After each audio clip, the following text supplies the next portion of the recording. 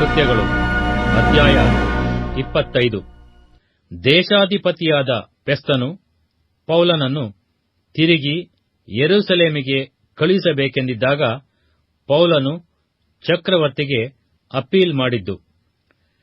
ಫೆಸ್ತನು ಸೀಮೆಯ ಕಾರ್ಯಭಾರವನ್ನು ವಹಿಸಿಕೊಂಡು 3 ದಿವಸಗಳ ತರುವಾಯ ಕೈಸರಯ್ಯದಿಂದ ಯೆರೂಸಲೇಮಿಗೆ ಹೋದನು.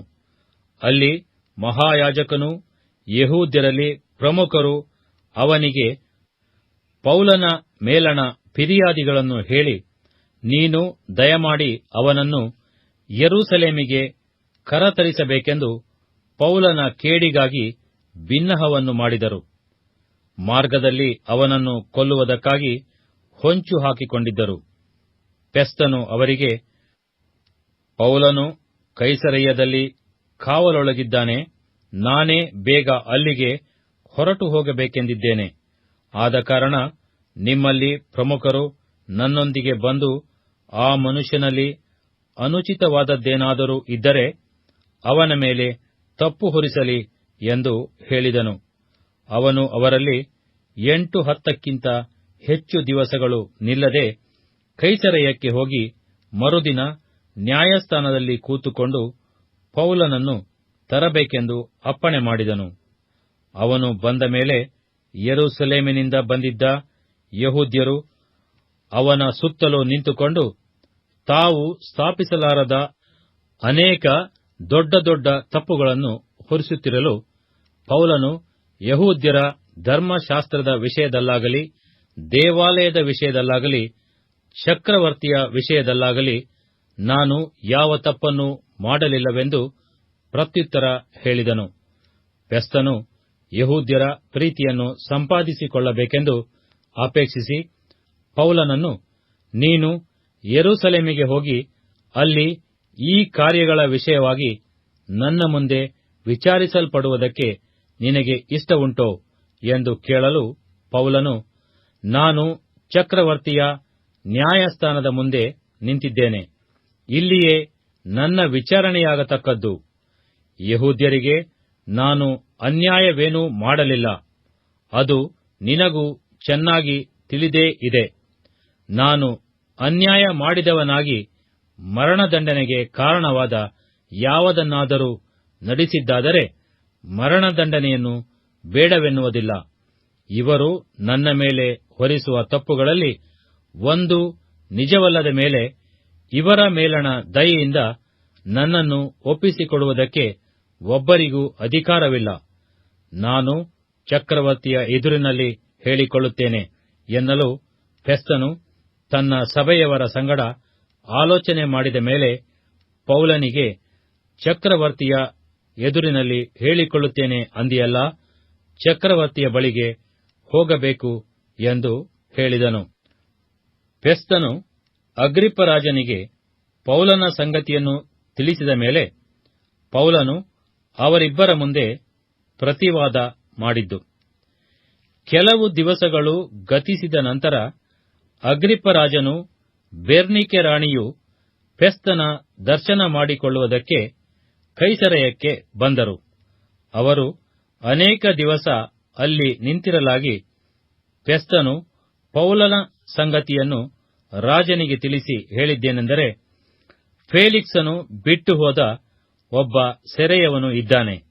ನಾನು ಯೆರೂಸಲೇಮಿನಲ್ಲಿದ್ದಾಗ ಯೆಹೂದ್ಯರ ಮಹಾಯಾಜಕರು, ಸಭೆ ಹಿರಿಯರು ಅವನ ವಿಷಯವಾಗಿ ನನಗೆ ಫಿರ್ಯಾದಿ ಹೇಳಿ ಅವನಿಗೆ ವಿರುದ್ಧವಾಗಿ ತೀರ್ಪು ಆಗಬೇಕೆಂದು ಬೇಡಿಕೊಂಡರು. ನಾನು ಅವರಿಗೆ ಪ್ರತಿವಾದಿಯು ವಾದಿಗಳಿಗೆ ಮುಖಾಮುಖಿಯಾಗಿ ನಿಂತು ತನ್ನ ಮೇಲೆ ಆರೋಪಿಸಿದ ದೋಷ ವಿಷಯದಲ್ಲಿ ಪ್ರತಿವಾದ ಮಾಡುವುದಕ್ಕೆ ಆಸ್ಪದ ಕೊಡದೆ ಅವನನ್ನು ಒಪ್ಪಿಸಿಬಿಡುವುದು ರೋಮಾಯರ ಪದ್ಧತಿಯಲ್ಲವೆಂದು ಹೇಳಿದನು. ಅವರು ಇಲ್ಲಿಗೆ ಕೂಡಿ ಬಂದಾಗ ನಾನು ಸ್ವಲ್ಪವಾದರೂ ತಡಮಾಡದೆ ಮರುದಿನವೇ ನ್ಯಾಯಸ್ಥಾನದ ಮೇಲೆ ಕೂತುಕೊಂಡು ಆ ಮನುಷ್ಯನನ್ನು ತರಬೇಕೆಂದು ಅಪ್ಪಣೆ ಕೊಟ್ಟೆನು. ತಪ್ಪು ಹೊರಿಸುವವರು ನಿಂತುಕೊಂಡು ನಾನು ಭಾವಿಸಿದ್ದ ಅಪರಾಧಗಳಲ್ಲಿ ಒಂದನ್ನಾದರೂ ಅವನ ಮೇಲೆ ಹೊರಿಸದೆ ಅವರ ಮತದ ವಿಷಯದಲ್ಲಿಯೂ ಸತ್ತು ಹೋದಂಥ ಯೇಸುವೆಂಬ ಒಬ್ಬನ ವಿಷಯದಲ್ಲಿಯೂ ಅವನ ಮೇಲೆ ಕೆಲವು ವಿವಾದದ ಮಾತುಗಳನ್ನು ತಂದರು. ಆ ಯೇಸು ಜೀವಿತನಾಗಿದ್ದಾನೆಂದು ಪೌಲನು ಹೇಳಿದನು.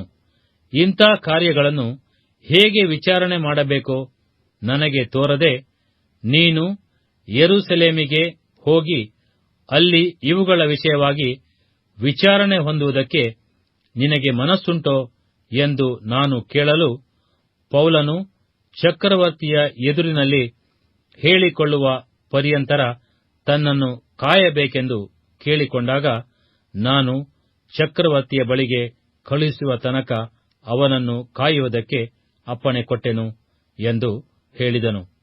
ಅದಕ್ಕೆ ಅಗ್ರಿಪ್ಪರಾಜನು, ಆ ಮನುಷ್ಯನು ಹೇಳಿಕೊಳ್ಳುವುದನ್ನು ಕೇಳುವುದಕ್ಕೆ ನನಗೂ ಮನಸ್ಸದೆ ಎಂದು ಹೇಳಲು, ಫೆಸ್ತನು, ನಾಳೆ ಕೇಳಬಹುದು ಅಂದನು. ಮರುದಿನ ಅಗ್ರಿಪ್ಪರಾಜನು ಬೆರ್ನಿಕೆ ರಾಣಿಯು ಬಹು ಆಡಂಬರದಿಂದ ಬಂದು ಸಹಸ್ರಾಧಿಪತಿಗಳ ಮತ್ತು ಪಟ್ಟಣದ ಮುಖಂಡರ ಸಂಗಡ ಸಭಾಸ್ಥಾನದೊಳಗೆ ಸೇರಿದಾಗ, ಫೆಸ್ತನು ಅಪ್ಪಣೆ ಕೊಡಲು ಪೌಲನನ್ನು ಕರತಂದರು. ಆಗ ಫೆಸ್ತನು, ಅಗ್ರಿಪ್ಪರಾಜನೇ, ನಮ್ಮ ಸಂಗಡ ಕೂಡಿ ಬಂದಿರುವ ಎಲ್ಲಾ ಜನರೇ, ಈ ಮನುಷ್ಯನನ್ನು ನೋಡುತ್ತಿರಲ್ಲ. ಇವನ ವಿಷಯದಲ್ಲಿ ಯಹೂದ್ಯರೆಲ್ಲರೂ ಇವನು ಇನ್ನು ಮೇಲೆ ಬದುಕಬಾರದೆಂದು ಕೂಗುತ್ತಾ ಯೆರೂಸಲೇಮಿನಲ್ಲಿಯೂ ಇಲ್ಲಿಯೂ ನನ್ನನ್ನು ಬೇಡಿಕೊಂಡರು. ಇವನು ಮರಣದಂಡನೆಗೆ ಕಾರಣವಾದದ್ದೇನೂ ಮಾಡಲಿಲ್ಲವೆಂದು ನನಗೆ ಕಂಡುಬಂತು. ತಾನೇ ಚಕ್ರವರ್ತಿಗೆ ವಿಜ್ಞಾಪನೆ ಮಾಡಿಕೊಂಡದ್ದರಿಂದ ಇವನನ್ನು ಕಳುಹಿಸುವುದಕ್ಕೆ ತೀರ್ಮಾನಿಸಿದೆನು. ಇವನ ವಿಷಯದಲ್ಲಿ ಮಹಾಸನ್ನಿಧಾನಕ್ಕೆ ಬರೆಯುವುದಕ್ಕೆ ನಿಶ್ಚಯವಾದದ್ದೇನೂ ಇಲ್ಲ. ಸೆರೆಯವನ ಮೇಲೆ ಆರೋಪಿಸಿರುವ ದೋಷಗಳನ್ನು ಸೂಚಿಸದೆ ಅವನನ್ನು ಕಳುಹಿಸುವುದು ಯುಕ್ತವಲ್ಲವೆಂದು ನನಗೆ ತೋರುತ್ತದೆ. ಆದ್ದರಿಂದ ವಿಚಾರಣೆಯಾದ ಮೇಲೆ ಬರೆಯುವುದಕ್ಕೆ ಏನಾದರೂ ಸಿಕ್ಕೀತೆಂದು ಇವನನ್ನು ನಿಮ್ಮ ಮುಂದೆ, ಮುಖ್ಯವಾಗಿ ಅಗ್ರಿಪ್ಪರಾಜನೇ ನಿನ್ನ ಮುಂದೆ ಕರೆಯಿಸಿದ್ದೇನೆ ಅಂದನು.